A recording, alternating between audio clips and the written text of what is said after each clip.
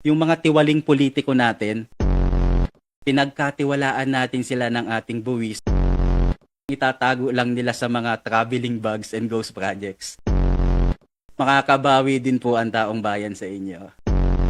Talagang real talk tayo at Brother JC, siguro mag-iwan rin ako ng mensahe para na very relatable sa ating panahon ngayon, na sana yung mga tiwaling politiko natin ma-realize nila na katulad ng master and servant na binigyan ng mina sa parable na ito, pinagkatiwalaan natin sila ng ating buwis at binigyan ng kapangyarihang mamahala.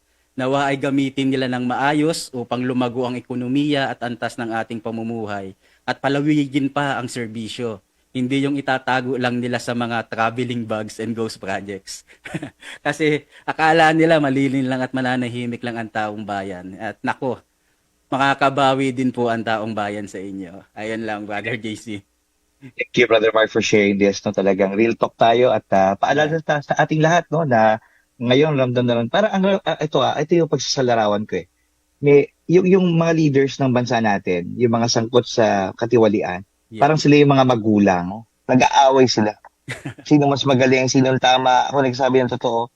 Tapos, sa gitna nun, gutom na gutom yung mga anak. Mm-mm. Ganun ang tingin ko no, sa nangyayari sa ating bansa ngayon. Kaya patuloy tayo manalangin at patuloy tayo ngayon pa lang no, magmatsyag at tandaan natin itong mga nangyayari ngayon para sa darating po na eleksyon, tama na po ang iboto natin. Kasi yun na nga, maaring nagkamali no, sa mga binoto, pero pili talaga tayo ng mga leaders na talagang aakayin at tayo ay pamumunuan na talagang mapapaganda ang Pilipinas. Kasi sabi nga what could have been sa Pilipinas? Pag pupunta tayo sa ibang bansa, nakikita mo, sana ganito sa Pilipinas, no? Yun ay kung naging matapat na mga lingkod lamang ang ating mga leaders, sigurado, ang layo na narating natin. Pero dahil sa marami pa rin mga ganitong mga katiwalian, ayan, patuloy tayong nag-struggle, no?